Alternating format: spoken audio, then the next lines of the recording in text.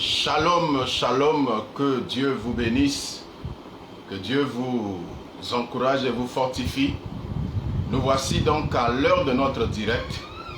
Ce soir, nous allons vous parler sur un thème important, la prière qui change la destinée. En attendant donc de commencer ce message sur la prière qui change la destinée, nous allons célébrer Dieu. Dieu est amour, il est bon. La Bible dit que tout ce qui respire loue l'Éternel et nous voulons donc le louer. Nous voulons le célébrer avec un cantique.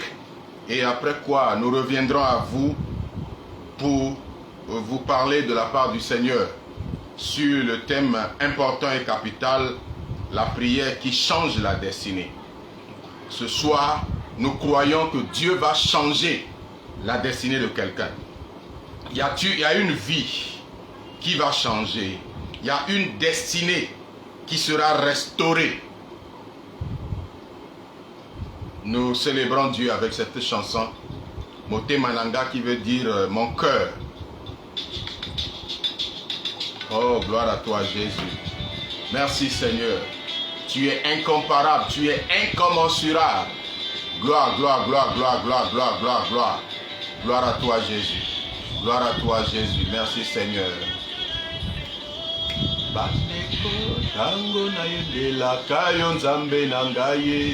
Mon cœur est dans la joie quand je chante ton nom, Jésus. Mon cœur est dans la paix quand j'entends ta voix. Oh, merci Seigneur.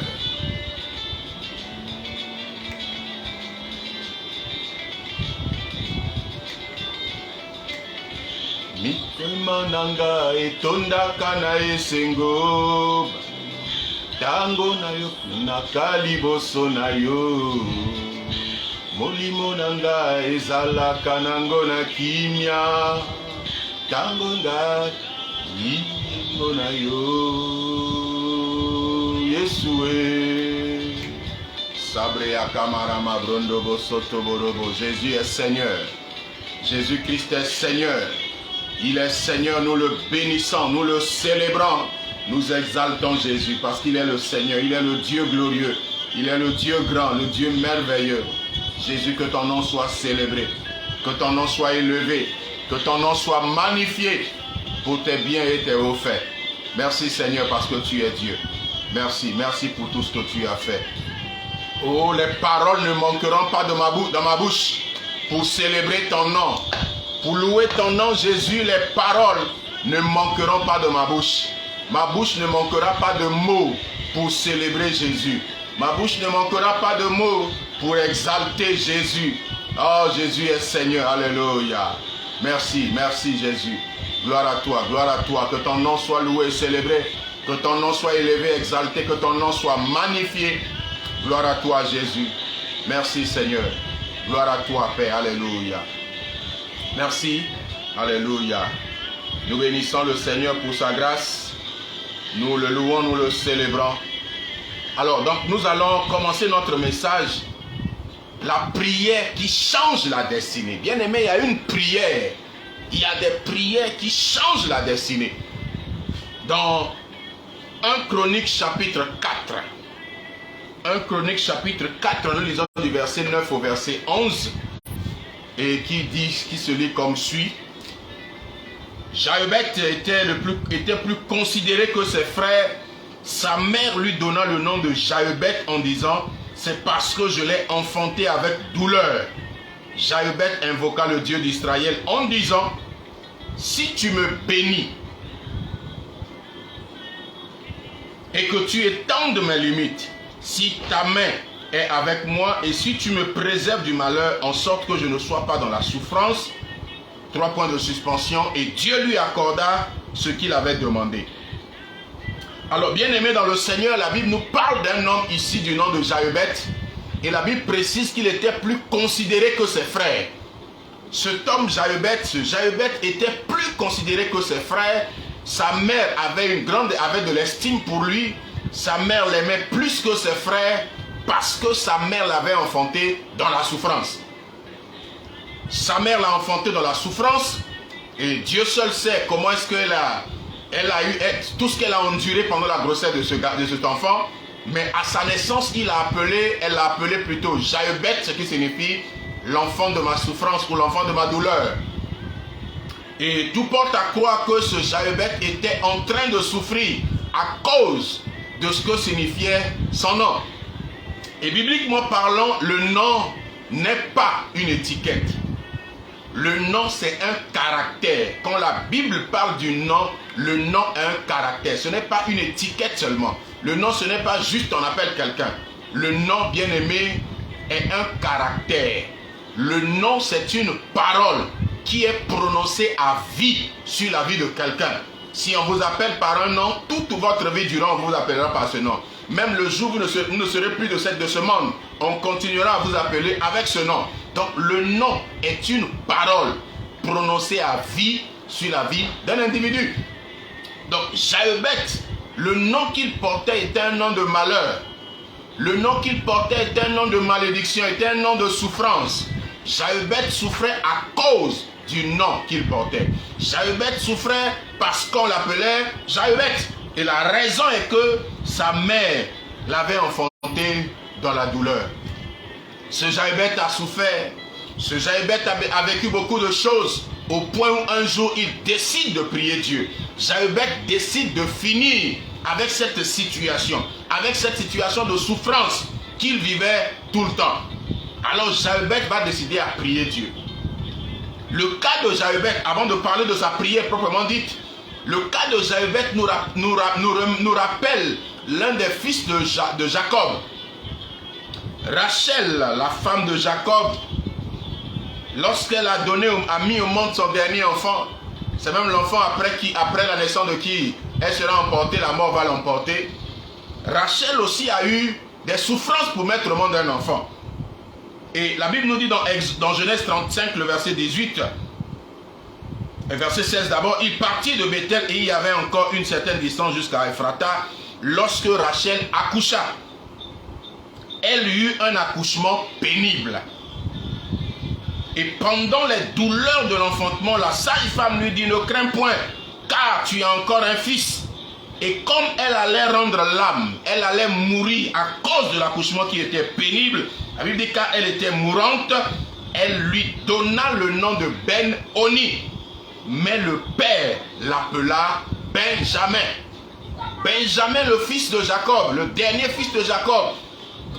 Le nom que nous connaissons, Benjamin, n'était pas le nom à l'origine. Parce que sa mère, voyant les souffrances qu'elle a endurées, elle va donner à l'enfant le nom de Ben-Oni, le fils de ma douleur, le fils de ma souffrance. Et son père Jacob, puisqu'il a été lui-même victime du nom, de l'influence de nom.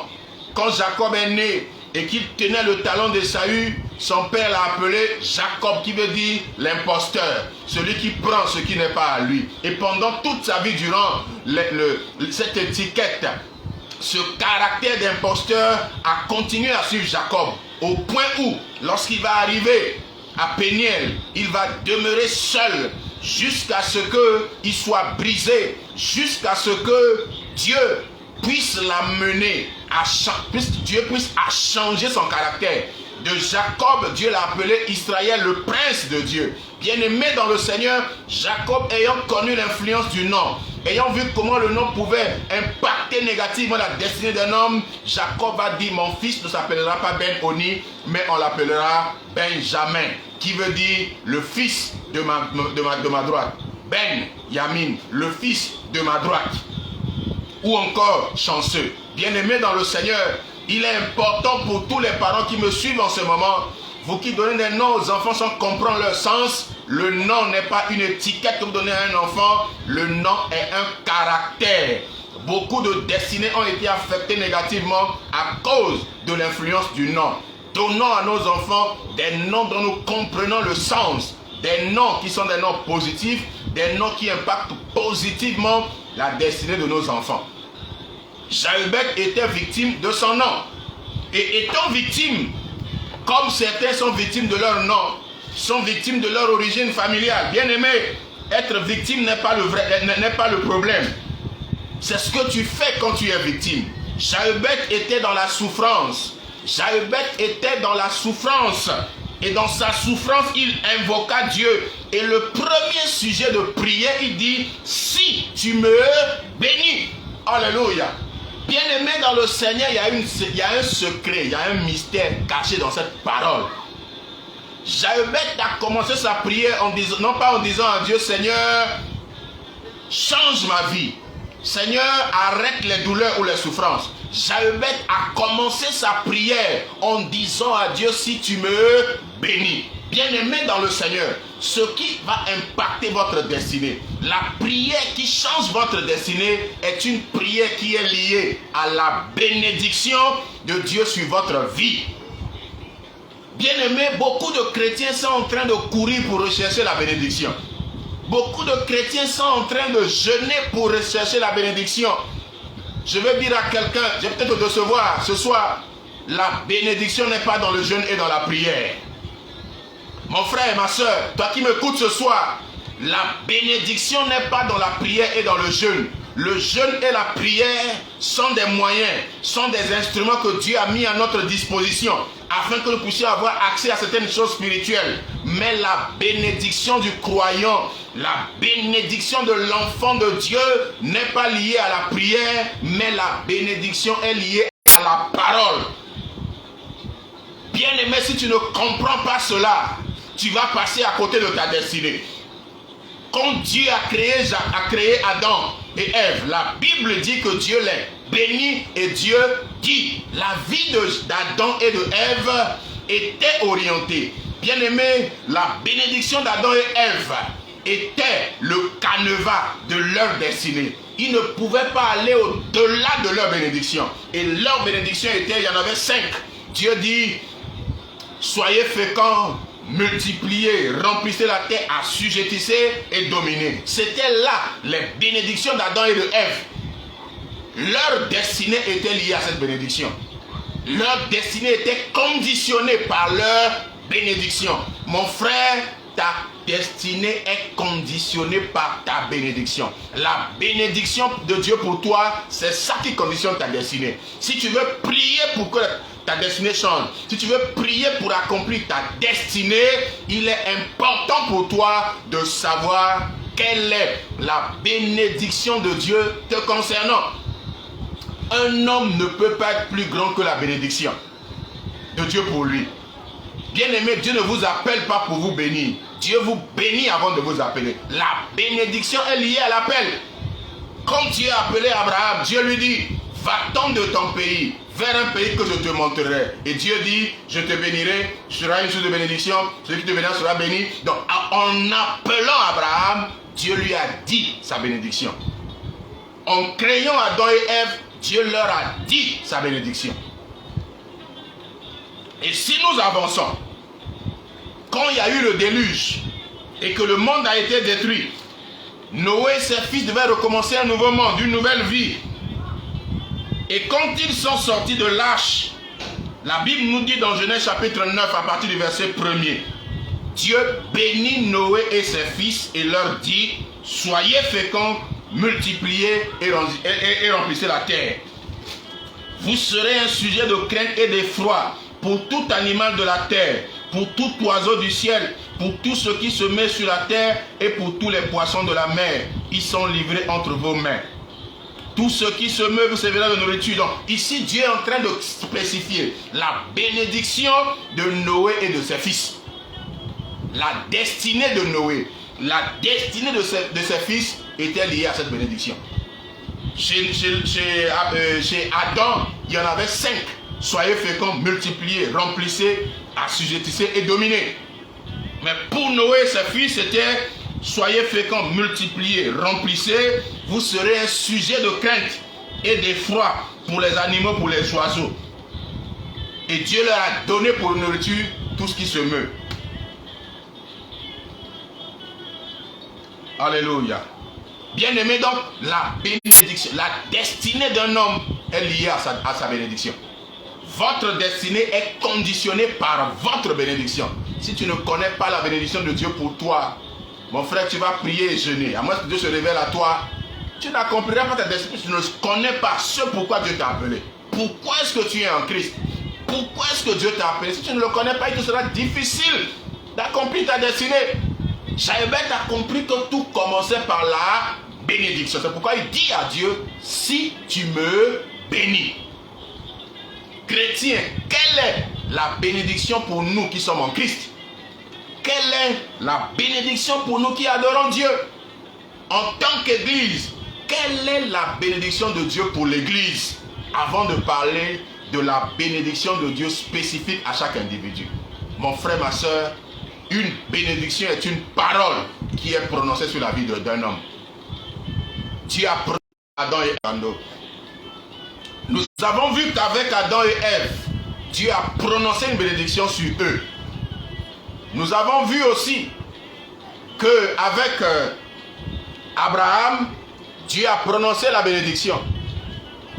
Nous avons vu qu'avec Noé et ses fils, tout a commencé par la bénédiction. Dieu a prononcé la bénédiction. Bien aimé, tout commence par la bénédiction. Et en tant qu'Église, Dieu a commencé avec nous aussi par la bénédiction. Et c'est pourquoi Paul, dans sa lettre aux Éphésiens, Éphésiens chapitre 1, le verset 1 à 3, Dieu dit, Paul dit, et la Bible dit, béni soit Dieu, le Père de notre Seigneur Jésus-Christ. Au verset 3. Béni soit Dieu, le Père de notre Seigneur Jésus-Christ, qui nous a bénis de toutes sortes de bénédictions spirituelles dans les lieux célestes en Christ. Bien-aimés, en Christ, Dieu nous a bénis de toutes sortes de bénédictions dans les lieux spirituels. En Christ, je ne serai pas béni. En Christ, je suis béni. C'est parce que j'ai été béni que je suis en Christ. C'est ça la vérité.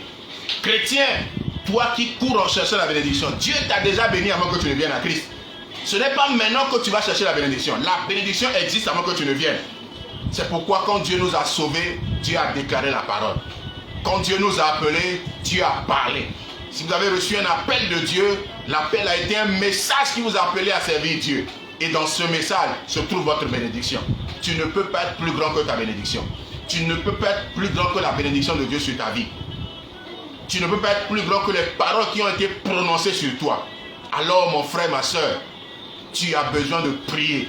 Si tu ne connais pas la bénédiction de Dieu sur toi, tu as besoin de prier pour la connaître. La révélation, c'est de connaître quelle est la bénédiction de Dieu pour moi. La bénédiction de Dieu, c'est ce dont chacun de nous a besoin, c'est ce dont chacun de nous a reçu. Mais il est important pour nous de connaître quelle est la bénédiction spécifique liée à ma vie. C'est pourquoi Jaébet, en priant, a dit à Dieu, si tu me bénis. Parce que pour lui, il a compris que tout commençait par la bénédiction. Bien aimé, tout commence par la bénédiction. Dieu nous bénit avant de faire le reste. Dieu nous bénit avant de faire le reste.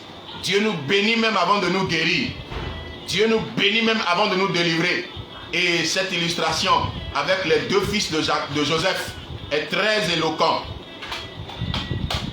Joseph avait deux fils, Manassé et il avait Ephraïm. Manassé, le fils aîné, qui veut dire se faire oublier, et Ephraïm qui veut dire doublement fructueux. Double portion, double bénédiction. Et quand Jacob est déjà vieux et qui ne voyait pas devait bénir ses deux fils, alors que Joseph les a amenés de telle sorte qu'ils puissent poser la main droite sur Manassé, la main gauche sur Ephraïm, Jacob a inversé. Il a fait comme ça pour pouvoir leur imposer les mains. Il a mis la main droite sur Ephraïm et la main gauche sur Manassé. Joseph dit, non mon père, pas comme ça. Celui-ci est le fils aîné. Jacob dit, oui, je le sais, mais son petit sera plus grand que lui. Manassé, c'est la délivrance. Jacob a compris, et Joseph avait compris en ayant Manassé, que Dieu l'a délivré des souffrances qu'il a endurées. On connaît l'histoire de Jacob, comment ses frères l'ont vendu, comment il est allé chez la maison de Potiphar, il a été accusé faussement, allé en prison, et quand il a été le bras droit de Pharaon et qu'il a eu son premier fils, il a dit, Dieu m'a enlevé la souffrance, Dieu a enlevé ma douleur. C'était Manassé, c'était une délivrance pour Joseph. Mais quand Dieu a donné Manassé à Ephraim, il dit cette fois-ci, je prospère dans le pays. Dieu m'a béni doublement. Dieu voulait parler de la double portion, de la double bénédiction. Quand Jacob a voulu bénir ses fils, il a mis Ephraim avant Manassé. La bénédiction avant la délivrance. Bien-aimé dans le Seigneur, sans bénédiction, il n'y a pas de délivrance. Si Dieu ne t'a pas béni, comment il va te délivrer? Il faut que Dieu ait parlé sur ta vie. C'est ça la bénédiction. Quand Dieu a parlé sur ta vie, cette parole peut faire le reste. Mais si nous voulons le reste sans la bénédiction, nous sommes passés à côté de l'essentiel. La bénédiction avant toute chose. La bénédiction avant la délivrance. La bénédiction avant la guérison. C'est parce que Dieu nous a bénis en Christ que Dieu nous guérit. C'est parce que Dieu nous a bénis en Christ que Dieu fait les miracles. Chrétien, ta destinée est liée à ta bénédiction. Et Jalbert continue en disant, deuxième sujet de prière, il dit, d'abord, si tu me bénis et que tu étendes mes limites, bien-aimé, ta bénédiction détermine les limites de ta vie. Un homme ne peut pas être plus grand que sa vie, plus grand que sa bénédiction. Un homme ne peut pas aller au-delà des limites fixées par sa bénédiction. Jésus a dit aux disciples, quand il voulait partir, il dit, vous recevrez une puissance. Le Saint-Esprit survenant sur vous et vous serez mes témoins à Jérusalem, dans la Judée, en Samarie et jusqu'aux extrémités de la terre. Jésus avait ainsi donné la limite aux disciples. La limite de Jésus pour eux était qu'ils iront jusqu'aux extrémités de la terre. Donc la bénédiction qu'ils ont reçue était une bénédiction qui n'a pas de limite, que nous avons lu dans Éphésiens 1. Dieu nous a bénis de toutes sortes de bénédictions spirituelles dans les lieux célestes. Étant bénis de toutes sortes de bénédictions dans les lieux célestes, sur la terre, notre limite, c'est jusqu'aux extrémités de la terre. La bénédiction de Dieu sur l'Église a conditionné, a délimité la mission des apôtres. Les apôtres devaient aller jusqu'aux extrémités de la terre. Parce que leur bénédiction, c'est toutes sortes de bénédictions spirituelles dans les lieux célestes. Mon frère, ma soeur, ta bénédiction limite. Ta bénédiction te donne des limites, te donne des bornes. Tu ne peux pas aller au-delà de ta bénédiction. Si tu veux prier que Dieu étende tes limites, il est important pour toi de comprendre d'abord quelle est la bénédiction de Dieu pour toi. Il va étendre les limites sur quelle base? Avant que Dieu n'étende les limites, il faut que Dieu étende ta bénédiction. Bien aimé, l'extension de la bénédiction amène l'extension des limites. Les limites de ta vie, là où tu dois aller, est liée à ta bénédiction. Il y a certaines personnes dont la destinée a été assombrie parce que le monde des ténèbres contrôle leur vie. Au lieu que ce soit la bénédiction de Dieu qui soit prononcée sur leur vie, c'est plutôt la malédiction qui est prononcée sur leur vie. Il y a des gens qui se battent, ils font des efforts, mais ils n'avancent pas parce que sur eux pèse une malédiction. Ce qui a été dit sur vous limite votre vie. Ce qui a été déclaré sur vous limite votre vie. Et ce soir, je viens en tant que oint de Dieu déclarer sur la vie de quiconque m'entend, me suit en ce moment. Si tu es sous une malédiction, je déclare que le joug de la malédiction soit brisé au nom de Jésus. C'est l'onction qui brise le joug. Et que le joug de la malédiction soit brisé au nom de Jésus. Je libère tous ceux-là qui sont sous le joug de la malédiction. Rentrez dans la bénédiction de Dieu. Que la bénédiction qui est en Christ, vous qui êtes en Christ, vous êtes bénis. Vous qui n'êtes pas en Christ, je vous invite ce soir à recevoir Jésus-Christ comme votre Seigneur et votre Sauveur personnel. Ta bénédiction délimite ta vie. Les limites de ta vie, c'est ta bénédiction. Tu dois chercher à comprendre ta bénédiction. Bien-aimé, ta bénédiction, c'est ton domaine de définition. C'est la zone dans laquelle tu dois opérer. Si tu ne connais pas ta bénédiction, tu vas opérer en vain. C'est pourquoi aujourd'hui, nous avons des Déborah, nous avons des Dorcas appelés Tabitha, qui, au lieu de rester dans leur ministère, de rester dans leur appel, dans leur bénédiction, Dorcas, encore appelée Tabitha, était appelée à la bienfaisance. Dorcas, Tabitha, s'occupait des veuves, des orphelins. Elle connaissait sa bénédiction et elle est restée dans sa bénédiction. beaucoup de gens aujourd'hui ont quitté leur domaine de définition. Parce qu'ils ont voulu faire ce que tout le monde fait. Ils ont voulu faire ce qui est d'actualité. Ils ont voulu faire ce qui marche. Mon frère, ta vie n'est pas liée à ce qui marche maintenant. Ta vie n'est pas liée à la tendance. Ta vie est liée à la bénédiction de Dieu sur toi. Serviteur de Dieu qui a délaissé le ministère pour un autre ministère parce que c'est un ministère qui marche. Aujourd'hui, la voyance marche et tous veulent être prophètes voyants. Même ceux qui ne sont pas appelés à ce ministère veulent l'être pour impressionner, veulent l'être, pensant qu'avec ça, ils vont aller plus loin. Mon frère, tu te trompes. Dieu ne bénit qu'un homme lorsqu'il est dans son domaine de définition. Dieu ne bénit qu'un homme lorsqu'il est dans son domaine d'action, dans son champ d'action, là où Dieu l'a placé. Dieu bénit un homme, Dieu élève un homme, Dieu glorifie un homme qui reste dans le canevas établi par Dieu. Mon frère, reconnais ta bénédiction pour connaître tes limites. Reconnais ta bénédiction pour connaître ton domaine de définition. Reconnais ta bénédiction pour reconnaître ce que Dieu attend de toi. À chacun de nous, Dieu a confié une mission. À chacun de nous, Dieu a accordé quelque chose de spécial. À chacun de nous, il y a quelque chose qui est dominant en nous. Il y a un charisme qui domine en nous. Il y a un charisme que Dieu veut que nous puissions afficher plus que les autres. C'est pourquoi nous devons rester chacun dans son domaine de définition. Chacun doit rester dans son champ d'action. C'est à cela que Dieu nous appelle. Chrétien, Dieu te rappelle ce soir. Ta destinée est liée à ta bénédiction. Et ta bénédiction délimite ta vie. Voilà donc la première partie de ce message sur la prière qui change la destinée. Nous vous reviendrons par la grâce de Dieu la semaine prochaine pour la suite de ce message. Que Dieu vous bénisse tous. À très bientôt. Shalom.